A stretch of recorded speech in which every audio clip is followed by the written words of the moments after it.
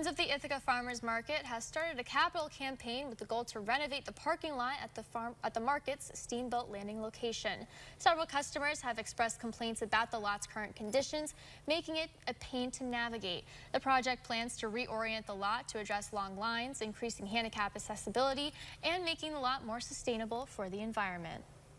We're looking for the community to help us out so we can meet the match, the 600,000, and then also be able to get the project going starting possibly this November.